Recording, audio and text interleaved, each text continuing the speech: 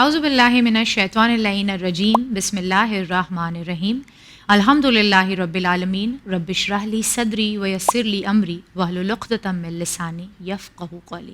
عزیز ناظرین و سامعین، السلام علیکم ورحمۃ اللہ وبرکاتہ۔ استقبال ہے آپ لوگوں کا پروگرام بیٹلز آف اسلام میں۔ دین اسلام ایک ایسا مذہب ہے جس پر باقی ادیان نے لگاتار اور مسلسل یہ تہمت لگائی ہے کہ اس دین کو تلوار کی زور پر پھیلایا گیا ہے۔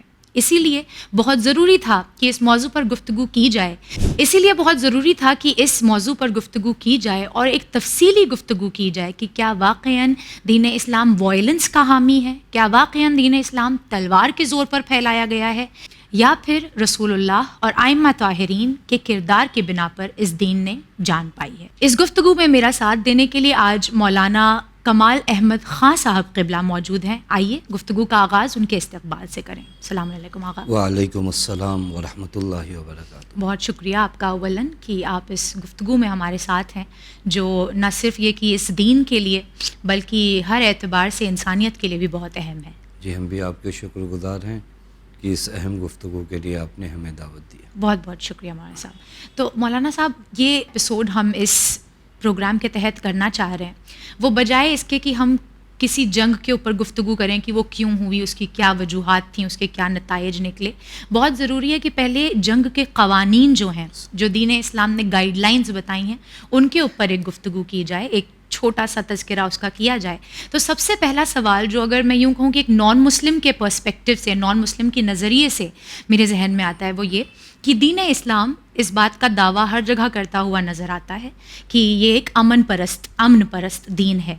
تو پھر ایک دین جو اس بات کا دعویٰ کر رہا ہے کہ وہ امن پرست ہے اور امن پسند ہے، وہ جنگ کی اجازت کیوں کر دے رہا ہے؟ کیا دنیا میں جو نان وائلنس کی پریچنگ ہے، جو نان وائلنس کی گائیڈ لائن ہے، وہ اسلام کے دامن میں نہیں آ سکتی تھی؟ کیا بغیر جنگ کے بات نہیں بن سکتی تھی؟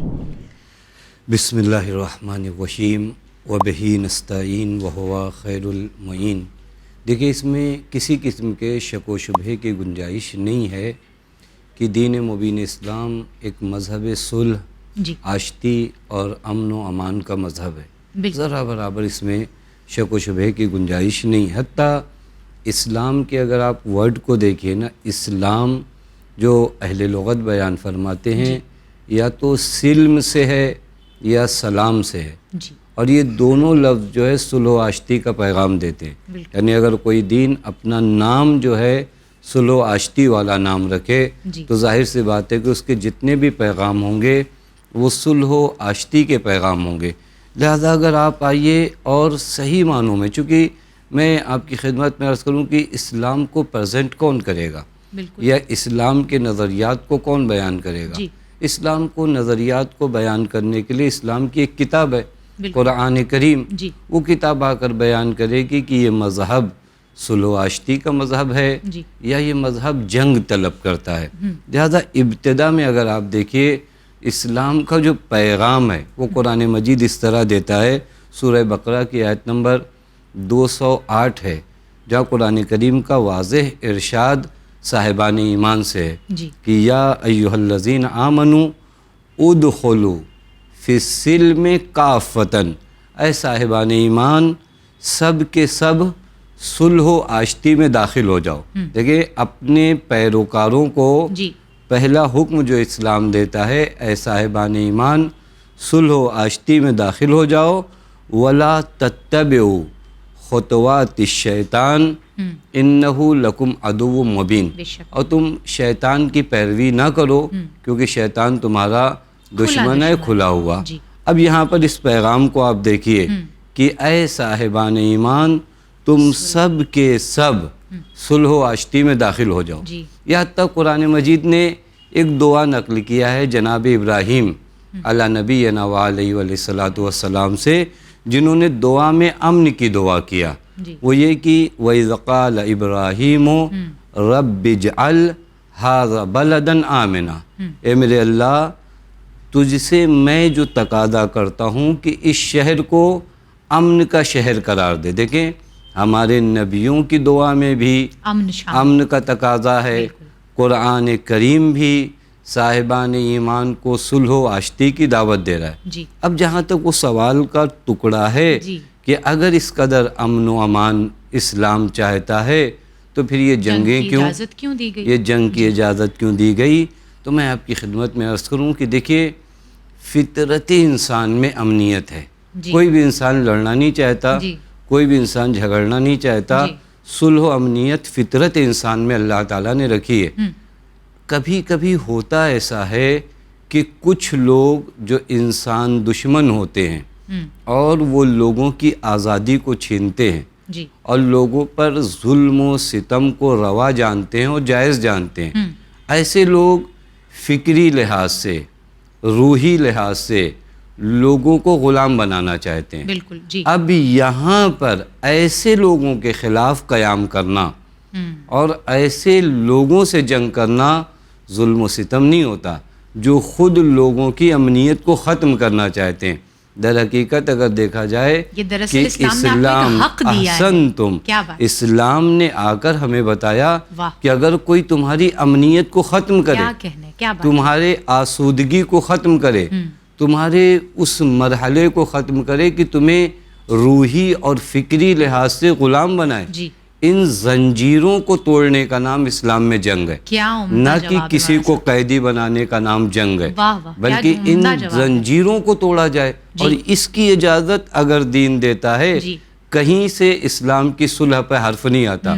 کیونکہ اگر آپ ظالموں کو جی تمام کرنے کے لیے، ان کے ظلم کو ختم کرنے کے لیے اجازت جنگ دیتے ہیں تو اس سے آپ کی امن پسندی پہ کوئی حرف دراصل آپ نہیں ہے. امن قائم کرنے کے لیے یہ کر رہے احسنتم، ہیں. اصل مقصد ہی یہ ہے جی کہ امن قائم کیا جائے. لہذا اگر میں ایک دو آیت اور آپ کی جی خدمت جی میں عرض ارشاد. کروں جی تاکہ معلوم ہو سکے کہ دین نے اجازت کیوں دیا جنگ کی. بالکل. جی مثلا سورہ نساء کی آیت نمبر 75 جہاں قرآن واضح لفظوں میں کہتا ہے وَمَا لَكُمْ لَا تُقَاتِلُونَ فِي سَبِيلِ اللَّهِ وَالْمُسْتَضْعَفِينَ مِنَ الرِّجَالِ وَالنِّسَاءِ وَالْوِلْدَانِ الَّذِينَ يَقُولُونَ رَبَّنَا أَخْرِجْنَا مِنْ هَذِهِ الْقَرْيَةِ الظَّالِمِ أَهْلُهَا. اور آخر تمہیں کیا ہو گیا ہے، یعنی اسلام مسلمانوں کو خطاب کر کے کہہ رہا ہے تمہیں کیا ہو گیا ہے کہ تم اللہ کی راہ میں، اب غور کریے گا کہ جنگ کی اجازت کہاں سے مل رہی ہے، تم اللہ کی راہ میں ان کمزور مردوں اور عورتوں اور بچوں کے لیے جہاد پہ نہیں نکلتے. کمزور مردوں، عورتوں اور بچوں کے نجات کے لیے جہاد پہ کیوں نہیں نکلتے؟ یعنی ان پر ظلم ہو رہا ہے، ان پر ستم ہو رہا ہے، تم خاموش کیوں بیٹھے ہو؟ انہیں کمزور بنا کر رکھا گیا ہے اور انہیں ان کے گھروں سے نکالا جا رہا ہے، تم اٹھو. اب دیکھیے جہاں اسلام احسنتم، یہ جو جنگ کی اجازت ہے یہ آپ کی امن پسندی پہ کوئی حرف نہیں ہے، کیونکہ یہ جنگ نہیں ہے، یہ در حقیقت عدل کو برقرار اور ڈیفنس کرنا ہے، مظلوموں کے حمایت. یہ آج کے ہر انسان جو بھی انسانیت کا دل اپنے سینے میں رکھتا ہوگا اس سے کہا جائے کہ اگر کوئی انسان کسی انسان کو بچانے کے لیے قیام کرے تو آیا اس نے ظلم کیا یا امنیت کو باقی رکھنے کے لیے اس نے کوشش اور تلاش کیا. لہذا دین کو اگر آپ غور کریں نا، دین اگر جنگ کی اجازت دے رہا ہے تو ان مقام پر جنگ کی اجازت دے رہا ہے جہاں لوگوں کی آزادی کو چھینا جا رہا ہے، جہاں لوگوں کو غلام احسنتم حق تلفی کی جا رہی ہے، وہاں دین نے واضح طور پر آ کر کہا کہ ان خطرناک دشمنوں سے مقابلہ کرنا ضروری ہے. آیا دین اسلام نے آپ کو نہتا نہیں چھوڑ دیا کہ جو کچھ ہو رہا ہے کوئی اللہ بھی ہے صبر کرو؟ یہ کوئی بھی مذہب ہاتھ میں قوت دی. Very good. یہ کوئی بھی مذہب جو جامع ہوگا نا، یعنی پوری طرح مکمل ہوگا، ہر چیز کے لیے اس کے پاس ایک سولوشن ہونا چاہیے کہ آپ اگر ہم کو جنگ کی اجازت نہیں دیں گے تو اس طرح ہم ظلم و ستم کو برداشت کرتے رہیں. لہذا ضروری ہے کہ مذہب ہر زاویے سے انسان کی زندگی کو دیکھے. اسی وجہ سے ابتدا میں دین اسلام نے کہا شیطان کی پیروی نہ کرنا، تمہیں سلم تمام کے تمام کو صلح و آشتی برقرار رکھنا ہے. لیکن اگر کوئی ہے جو اس کے برعکس کر رہا ہے تو پھر کیا؟ انہیں خاموش کرنے کے لیے ضروری ہے کہ کچھ لوگ قیام کریں تاکہ ایک آزادی کا ماحول آئے اور لوگ اپنے طریقے سے زندگی کو سوچیں اور سمجھیں. چونکہ کچھ لوگوں کا طریقہ یہ ہوتا ہے وہ سوچتے ہیں کہ جو ہم سوچیں پورا معاشرہ وہ سوچے. یہ غلامی ہے. اس کے مخالف اسلام ہمیشہ سے تھا اور ہمیشہ رہے گا. بہت عمدہ آغا، بہت عمدہ. مجھے نہیں لگتا اس سے بہتر کوئی جواب اس سوال کا ہو سکتا تھا. اللہ آپ کو جزائے خیر دے. اگلا سوال جو میں آپ سے کرنا چاہی تھی، بہت حد تک اس کا جواب جو ہے وہ آپ نے پہلے ہی سوال میں دے دیا، مگر اگر اور تفصیل سے آپ بیان کریں کہ جنگ کی اجازت دین اسلام کن حالات میں دیتا ہے؟ احسن، تم یہ بھی سوال عرض کیا کہ اچھا خاصا جواب جو ہے، لیکن چونکہ سوال آپ کو بہت اچھا ہے لہذا کچھ آیتیں چونکہ ہمیں الگ سے جانے کی ضرورت ہی نہیں. میں نے ابتدا میں عرض کیا کہ دین سمجھنا ہے قرآن سے سمجھیے، بالکل اہل بیت علیہم الصلوۃ والسلام سے سمجھیے جو حقیقت میں دین کو پریزنٹ کریں گے اور جو نمائندہ پروردگار عالم ہے. اگر آپ اس سوال کو دیکھیے کہ دین کب اجازت دیتا ہے جنگ کی، تو میں ایک آیت سورہ بقرہ کی آیت نمبر 190 ہے جہاں قرآن بہت واضح لفظوں میں در حقیقت بتاتا ہے کہ جنگ کی اجازت کب ہے. قرآن کہتا ہے وَقَاتِلُوا فِي سَبِيلِ اللَّهِ الَّذِينَ يُقَاتِلُونَكُمْ. تم راہ خدا میں، یہ جملہ بہت اہم ہے. راہ خدا میں، اپنی ہوس کے لیے نہیں، اپنے خواہشات نفسانی کے لیے نہیں. یہ خود یہ جملے پہ ہمارے ہاں کم توجہ ہوتی ہے. جہاں پر بھی دین حکم دیتا ہے فی سبیل اللہ، راہ خدا میں جنگ کرو. کن سے؟ سب سے نہیں. الذین یقاتلونکم، جو تم سے جنگ کرے. اچھوں کو پریشان نہ کرو. احسن تم، جو تم سے جنگ کرے. احسن تم، انہیں الذین یقاتلونکم، جو تم سے جنگ کرتے ہیں ان سے جنگ کرو. اور واقعاً ہم قربان ہو جائیں قرآن پر. یہاں پر بھی حکم یہ کہ ان سے بھی جب جنگ کرو نا تو حد سے تجاوز نہ کرو.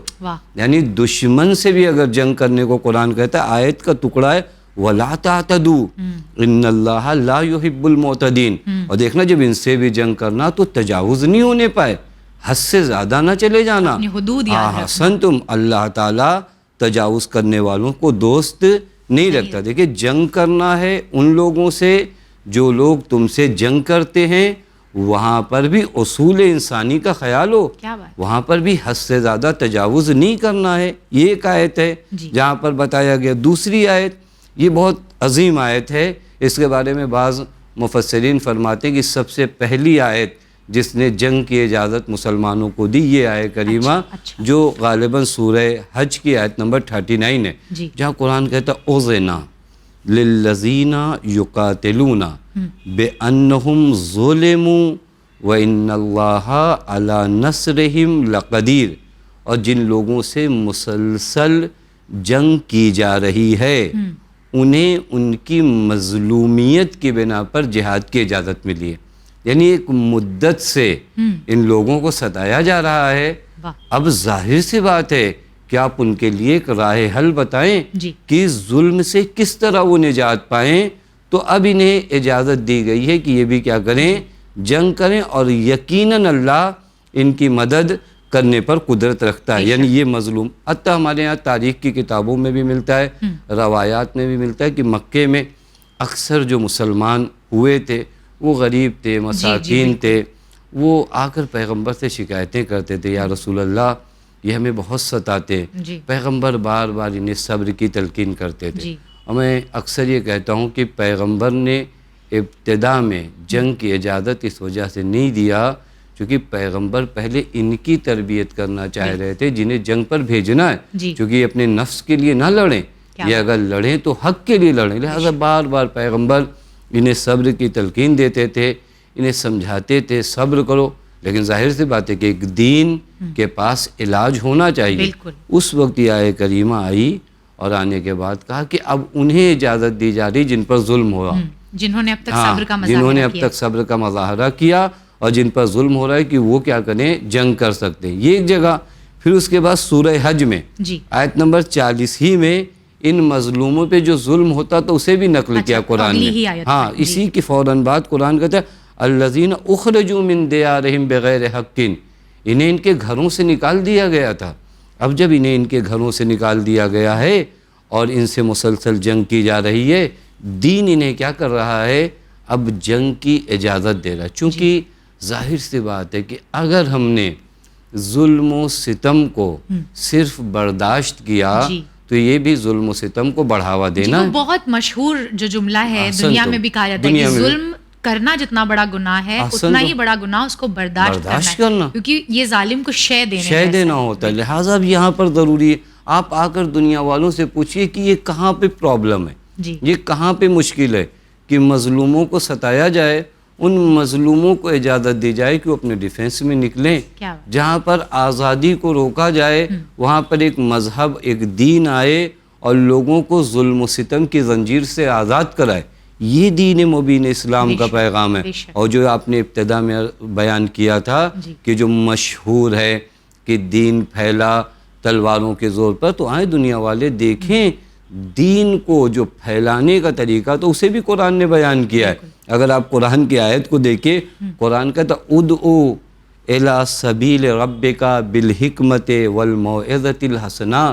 اے میرے رسول جب دین کی جانب کسی کو بلاؤ نا تو دین کی جانب بلانے کا طریقہ حکمت ہے، وعظ ہے، بہترین واعظ، وجادلہم باللتی ہی احسن. اور ان سے مناظرہ بھی اگر کریے، مجادلہ بھی اگر کریے تو اس روش کو اپنائیے جو احسن ہو. یا یہیں پر سورہ یوسف میں آیت نمبر 108 میں قرآن کہتا ہے ادعو الی اللہ علی بصیرۃ. تلوار کے زور پر کسی کو دین مبین اسلام پہ نہیں لانا ہے، لوگوں کو خدا کی طرف بلاؤ معرفت کے ساتھ. اچھا یہی وجہ ہے کہ قرآن نے دعویٰ جو کیا ہے رسول اللہ کے لیے وہ کہیں یہ نہیں کیا ہم نے بہت اچھا سولجر بنایا آپ کو، ہم نے بہترین آپ کو جو ہے وہ لڑاکو بنایا، لیکن آپ کے اخلاق کی تعریف کی ہے کہ آپ سے اچھا اخلاق کسی کا نہیں. لہذا دین کی دعوت کرنے کا طریقہ جو قرآن نے بتایا معرفت، چونکہ دین کے پاس بات عقلی کرنے کے لیے بہت کچھ ہے جو پیش کیا جائے ایک عاقل انسان کے سامنے، جس کو ہر طرح کی فکری آزادی دیا جائے اور اس کے سامنے رکھا جائے کہ یہ دین ہے اور اس طرف تمہیں پکار رہا ہے. تو دین کے اندر خود اتنی جذابیت اور کشش ہے کہ لوگ کھچے چلے آئیں گے. یہاں پر تلواروں کے زور پہ لانے کی ضرورت نہیں ہے. کیا کہنے مولانا صاحب. اگلا سوال جو میں آپ سے اسی ضمن میں کرنا چاہ رہی ہوں کہ بہت عام ہے آج یوں کہہ لیں کہ وہ جو دہشت گردی کا ٹیگ اسلام پر لگا ہوا ہے کچھ حد تک وہ اسی وجہ سے ہے کہ لوگ پرچم اسلام کو آگے کر کے اپنے ذاتی مفاد کے لیے جو ہے اس کو جہاد کا نام دیتے ہیں اور کہتے ہیں کہ ہم اللہ کی راہ میں جنگ کر رہے ہیں. یہی وجہ ہے کہ دین اسلام کو دہشت گردی سے جوڑا جاتا ہے. تو سوال میرا آپ سے یہ ہے کہ کیا ہر کسی کو یہ اجازت ہے کہ اسے جب بھی کچھ غلط لگے تو وہ جہاد پر نکل جائے، اور جہاد یعنی تلوار کا جہاد، اس پر نکل جائے اور لوگوں سے جنگ کرنے لگے، یا کوئی خاص شخصیات ہیں جن کو یہ حق دیا گیا ہے کہ یہ ہیں جو فیصلہ لیں گے کہ جنگ کی جائے یا نہ کی جائے؟ احسن. تو مگر یہاں پر بھی آپ غور کریے تو وہ ایک لفظ جو قرآن مجید میں بار بار آیا ہے فی سبیل اللہ، یہ خود اس معنی کو بتاتا ہے کہ ہر ایک کا یہ کام نہیں ہے راہ خدا میں نکلنا ہے. اور میں ابتدا میں عرض کروں کہ دیکھیے دین نے اگر دیکھا جائے تو جہاد کو دو قسموں میں بانٹا ہے کہ ایک جہاد اکبر ہے، ایک جہاد اصغر ہے. اور جہاد اکبر خود انسان سے کہا کہ اپنے آپ سے لڑو. اور اکثر وہ لوگ جو تلوار کے دھنی ہوتے ہیں اپنے آپ سے جب جنگ ہوتی ہے تو ہار جاتے ہیں. اور ہمیشہ دین نے اس جہاد اکبر کو فوقیت دیا ہے. حتیٰ پیغمبر نے فرمایا ان عاد عدوک نفسک التی بین جنبیک، تمہارے سب سے بڑے دشمن وہ میدان کارزار میں لوگ نہیں ہیں، تمہارے سب سے بڑے دشمن تمہارا نفس ہے. لہٰذا دین یہاں پر چاہتا ہے کہ تم جب وادی میدان میں قدم رکھو اور میدان کارزار میں آؤ تو اس جہاد کو کر چکے ہو، یعنی جہاد اکبر کو، تو پھر قدم رکھو. اب اگر یہ مرحلہ طے ہو جائے تو ہمارے لیے یہ سمجھنا آسان ہو جاتا ہے کہ اجازت کون دے گا. چونکہ راستہ معین ہونا چاہیے کہ کس راہ میں آپ جنگ کر رہے ہو، کیوں جنگ کر رہے ہو، زمین کے حصول کے لیے جنگ کر رہے ہو، مال و دولت چاہتے ہو، مقام و منصب چاہتے ہو. خب یہ جو جنگیں ہوتی ہیں اسلام کی یہ زمین کے حصول کے لیے نہیں ہوتی، مال و دولت کے لیے نہیں ہوتی، مقام و منصب کے لیے نہیں ہوتی. ہم لوگوں نے ابتدا میں عرض کیا کہ یہ ساری جنگیں مظلومیت کو دور کرنے کے لیے، ظالموں کے خاتمے کے لیے ہوتی ہیں. لہٰذا اجازت بھی وہ دے جو مرضی پروردگار عالم کو جانتا ہو، کیا بات ہے. جو رضا پروردگار عالم سے آگاہ ہو، چونکہ فی سبیل اللہ جنگ ہونی ہے. جی میں اگر معیار بن جاتا ہوں تو میرے تو اپنی خواہشات ہیں، بالکل. میرے تو نہ جانے کتنے اپنے معیار ہیں، واہ. کتنے اپنے منات ہیں. تو ایک ایسی ذات ہو جو معصوم ہو، سبحان اللہ. ایک ایسی ذات ہو جس کے بارے میں قرآن کہے کہ یہ وہی فکر کرتے ہیں، وہی سوچتے ہیں، وہی ان کی مرضی ہوتی ہے جو مرضی پروردگار یا عالم یوں ہوتی ہے. کہہ لیں کہ جو میدان جنگ میں ہو اور اپنے دشمن کے اوپر پورا غلبہ حاصل کر احسن چکا تم. ہو. یہ وہ ذات ہو، اور بہت اچھی طرف جو آپ نے اشارہ کیا کہ جی جو خود اپنے دشمن کے سینے سے اتر آئے. کیا یعنی کہیں. اگر اس حد تک بھی نفس اس تلوار میں سامنے آئے تو اپنے دشمن کے سینے سے اتر آئے. سبحان ایک ایسی پاک و پاکیزہ ذات ہو، ایک وہ ذات ہو جس کے بارے میں قرآن آ کر کہ وَمَا يَنْطِقُ عَنِ الْهَوَىٰ إِنْ هُوَ إِلَّا وَحْيٌ يُوحَىٰ. لہذا ہر کسی کو اجازت نہیں ہے کہ وہ جس کا دل چاہے وہ. یہ ہوتا ہے، یہ ہر زمانے میں ہوا ہے کہ بعض اچھے لفظوں کا استعمال کر کے برے مقصد کے قریب لوگ گئے. لفظ اچھے استعمال کرتے ہیں تاکہ مجمع جمع ہو سکے، تاکہ پبلک اکٹھا کی جا سکے، لیکن ان نعروں کی سچائیاں کچھ نہیں ہوتی ہیں. وہ حقیقت میں معصوم کو اجازت ہے. معصوم کو، جو آپ کا سوال کا جواب تھا کہ معصوم اجازت دیں جی یا نائب خاص سے معصوم. یہ جملہ تھوڑا سا میں وضاحت کروں گا کہ نائب ایک مرتبہ ہمارے مراجع کرام ہیں، یہ نائب عام کہلاتے ہیں. لفظ بھی ہمارے ہاں جو بولا جاتا ہے نائب عام. نائب خاص سے معصوم یعنی خود مولا زید یا خالد جس بھی نام کو معین فرمائیں کہ یہ میرے نائب ہیں امور جنگ میں. بالکل. اب یہ اگر آپ کو اجازت دیتے ہیں تو آپ جنگ کر سکتے ہیں، وگرنہ اس سے پہلے یہ جنگ نہیں ہوتی. اور خود جنگ کو بھی ہم تقسیم کریں گے. ایک مرتبہ جنگ ابتدائی ہے، ایک مرتبہ جنگ دفاعی ہے. یعنی دشمن نے آپ کے اوپر حملہ کیا، اب آپ کی ناموس خطرے میں، آپ کے مال خطرے میں، خود اسلام خطرے میں، یہاں دشمن نے حملہ کیا ہے تو یہاں پر در حقیقت ایک ڈیفنس ہوتا ہے. تو یہاں پہ اجازت کی ضرورت نہیں ہوتی جہاں ہم ڈیفنس کرنے جائیں. لیکن جنگ ابتدائی میں بغیر معصوم کی اجازت کے یا نائب خاص سے معصوم کی اجازت کے جنگ نہیں ہو سکتی. اس کا تعلق ذرہ برابر جہاد فی سبیل اللہ سے نہیں ہے. یہ کچھ وہ لوگ ہیں جو جاہ و مقام و منصب اسلام کو بدنام کرنے کے لیے خود اسلام دشمنوں کی جانب سے لائے گئے ہیں تاکہ اسلام کی تعلیمات کا مذاق اڑایا جا سکے اور لوگوں کو اسلام سے دور کیا جا سکے. خود ان لوگوں کا ذرہ برابر اسلام سے کوئی تعلق نہیں ہے. بے شک.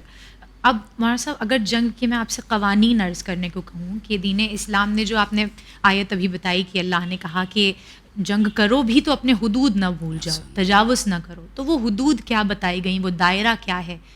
بہت ہی اچھا سوال ہے کہ ہم خود گفتگو کریں جنگ کے دوران آداب جنگ. دنیا میں جنگ میں کوئی ادب نہیں ہوتا ہے. اگر آپ غور فرمائیں جنگ اور جھگڑے میں ہاں، لیکن دین جنگ میں بھی ادب رکھتا ہے کیونکہ یہ جنگ زمین کے لیے، میں بار بار اس جملے کو عرض کر رہا ہوں کہ یہ جنگ زمین کے لیے نہیں ہو رہی ہے، یہ جنگ فی سبیل اللہ ہے. اور اگر جنگ فی سبیل اللہ ہے تو اس کے اپنے آداب ہیں، اس کے اپنے رول ہیں. میں آپ کی خدمت میں عرض کروں کہ پیغمبر جب لشکر بھیجتے تھے تو کیا فرماتے تھے، یعنی وہاں سے ہمیں پتہ چلے گا. پیغمبر فرماتے تھے جاؤ خداوند متعال کا نام لے کر. یہ پہلا جملہ پیغمبر کا، یعنی جاؤ خداوند متعال کا نام لے کر. اور اے لوگوں، یعنی اپنے لشکریوں کو مخاطب کر کے کہتے تھے مکر و فریب نہ کرنا. یہ پہلا اصل جنگ. آپ دیکھیں جنگ میں کہتے ہیں کہ ہر چیز جائز ہے، پیغمبر فرماتے تھے مکر و فریب نہیں کرنا ہے. غنائم جنگی جو ملے تو اس میں چوری نہیں کرنا ہے. دشمن کی لاشوں کے ٹکڑے ٹکڑے نہیں کرنا ہے. بوڑھوں، عورتوں، بچوں کو قتل نہیں کرنا. یہ جنگ کے آداب پیغمبر بتا رہے ہیں. توجہ کر رہی ہیں.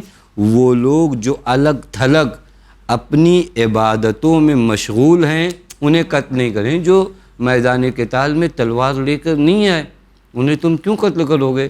وہ ایک گوشہ نشین انسان جو اپنی عبادتوں میں مشغول ہے انہیں بھی قتل نہیں کرنا ہے. درختوں کو. اب آپ دیکھیے جی جی اس زمانے میں اب ہمارا معاشرہ اس لائق پہنچا کہ ہری چیزوں کو خراب بالکل. نہ کیا آج جائے. environment کے آج لیے لوگ ہاں جاگے ہیں. اس وقت پیغمبر نے فرمایا کہ درختوں کو جڑ سے نہ اکھاڑا جائے, کھجور کے درختوں کو نابود نہ کیا جائے, پھلدار درختوں کو جلایا نہ جائے, کھیتوں میں آگ نہ لگائی جائے, کیا کیا حلال گوشت جانوروں کو قتل نہ کیا جائے, برباد نہ کیا جائے, دشمن کے پانی میں زہر نہ ملایا جائے, مکر و فریب سے کام نہ لیا جائے. آپ غور کریں, یہ اصول جنگ ہے. تو میں ایک چیز اور عرض کروں, چونکہ میں نے عرض کیا کہ معصومین آ کر دین کو پریزنٹ کریں گے. حضرت امیر ایک مقام پر ادب جنگ جو بتاتے ہیں کہ جنگ کے ادب کیا ہے. حضرت فرماتے ہیں فَإِذَا كَانَتِ الْحَزِيمَةُ, یعنی جب تم لوگ خدا کے اذن سے دشمن کو شکست دے دو. دیکھیں یہ پیغمبر کی روایت عرض کیا کہ جانے سے پہلے مولا فرماتے ہیں جب تم شکست دے دو, یعنی دشمن مغلوب ہو گیا, بے اذن اللہ, خدا کی اجازت سے جیتے ہو. کبھی اپنی طاقت پہ بھروسہ مت کرنا, خدا نے تمہیں یہ جیت دیا ہے. تو اب کیا کرنا ہے, فَلَا تَقْتُلُوا مُدْبِرًا, اب جو لوگ بھاگ رہے ہیں نا انہیں قتل مت کرو, جو جا رہے ہیں جانے دو. وَلَا تُصِيبُوا مُعْوِرًا, اور جو لوگ ناتوان ہیں, مفلوج ہیں, بیمار ہیں, انہیں کبھی قتل نہ کرنا, زخمیوں کو قتل نہ کرنا. دیکھیں یہ دین کے اصول ہیں کہ اگر کوئی زخمی میدان قتال میں بھی ہے اسے قتل نہ کرنا, عورتوں کو آزار و اذیت نہ دینا. یہاں کا جو جملہ ہے وہ عجیب ہے, وَإِن شَتَمْنَا أَعْرَاضَكُمْ وَسَبَبْنَا أُمْرَاءَكُمْ, اگرچہ یہ عورتیں تمہیں گالیاں ہی کیوں نہ بکیں, تمہارے بزرگوں کو برا بھلا ہی کیوں نہ کہیں, کیونکہ ہو سکتا ہے بعض خواتین ہوں جو جنگ میں ہارنے کی وجہ سے طرح طرح کی باتیں کریں. مولا فرماتے ہیں تمہیں ان چیزوں کی جانب دھیان دینے کی ضرورت نہیں ہے, ان عورتوں کو بھی تمہیں قتل نہیں کرنا جو تمہیں گالیاں ہی بکتی ہوں. معلوم ہے یہ اخلاق کیوں ضروری ہے, چونکہ یہ جنگ اقدار اخلاقی کو بچانے کے لیے ہے. یہ جنگ زمین کے لیے تو نہیں ہے, لہذا اس جنگ میں اخلاق کی رعایت ہونی چاہیے, لہذا اس جنگ میں پانی نہیں بند کیا جائے گا, لہذا اس جنگ میں زہر نہیں ملایا جائے گا, لہذا اس جنگ میں عورتوں کی بچوں کی توہین نہیں کی جائے گی, انہیں قتل, چونکہ اسلام نے جو جنگ کی اجازت دیا ہے اقدار انسانی کو بچانے کے لیے دیا ہے. اب اگر اسی جنگ میں اقدار انسانی کو پامال کیا جائے گا تو اس جنگ کا کوئی تعلق اسلام سے نہیں ہوگا. بہت عمدہ. مولانا صاحب بالآخر جو آخری سوال اس ایپیسوڈ میں آپ سے کرنا چاہ رہی ہوں کہ ہم آگے جو ایپیسوڈز انشاءاللہ کریں گے جنگوں کے اعتبار سے, کون سی جنگ کب ہوئی, تاریخ بیسکلی جب ہم بیان کریں گے تو اس میں چند ایک جملے ہوں گے جو بارہا استعمال ہوں گے جو جنگ کے اعتبار سے استعمال ہوتے ہیں. میں چاہتی ہوں ایک گلوسری کے طور پر, ایک ڈکشنری کے طور پر آپ ان ٹرمز کا یہاں پر جو ہے وہ ذکر کر دیں. دیکھیے دو لفظ بہت زیادہ یوز ہوتے ہیں, ایک مال غنیمت, ایک مال فے. یہ دو لفظ بہت زیادہ استعمال ہوتے ہیں, ہمارے ناظرین کو بھی پتہ ہونے چاہیے. مال غنیمت وہی اموال ہیں جو جنگ میں حاصل کیے جاتے ہیں جنگ کر کے, یعنی گھوڑے دوڑائے جائیں, تلواریں چلائی جائیں, اس کے بعد جو مال حاصل ہو اس کو مال غنیمت کہا جاتا ہے. لیکن فے وہ مال ہوتا ہے جو دشمنوں نے آ کر صلح کر کے پیغمبر کو ہبہ کر دیا. یعنی وہاں پر کوئی جنگ نہیں ہوئی, دشمن نے خود ایک صلح کیا, ایک اگریمنٹ کیا کہ آپ یہ زمین لے لیجئے اور ہم آپ کے مثلا تحت فرمان رہیں گے. تو اس طرح کے جو مال حاصل ہوتے ہیں وہ مال فے کہتے ہیں. قرآن کریم نے اس مال کا ذکر بھی کیا ہے. اگر ناظرین اس آیت کریمہ کو جا کر دیکھیں تو سورہ حشر کی آیت نمبر 6 اور 7 میں لفظ فے وارد ہوا ہے, یعنی وہ مال جس کا تعلق فقط رسول سے ہے, رسول کے قربا سے ہے, اور کسی سے اس مال کا تعلق قرآن کہتا ہے یہ اللہ کے لیے ہے اور اس کے رسول کے لیے, اس کو مال فے کہتے ہیں. میں ناظرین کو قریب لانے کے لیے کہوں کہ فدق بھی انہیں اموال فے میں سے تھا کہ جس پر کسی کا کوئی حق نہیں تھا. غنیمت میں بھی 2 حصے ہوتے ہیں, اموال منقولہ, غیر منقولہ. اموال منقولہ جیسے پین, کاغذ, قلم, کرسی جو یہاں سے وہاں بدل دیے جائیں, ان کو کہا جاتا ہے اموال منقولہ. ایک اموال ہوتے ہیں جیسے زمین, گھر, ان کو تو نہیں چینج کیا جاتا. تو غیر منقولہ اموال جو ہوتے ہیں وہ تمام مسلمانوں کے لیے ہوتے ہیں.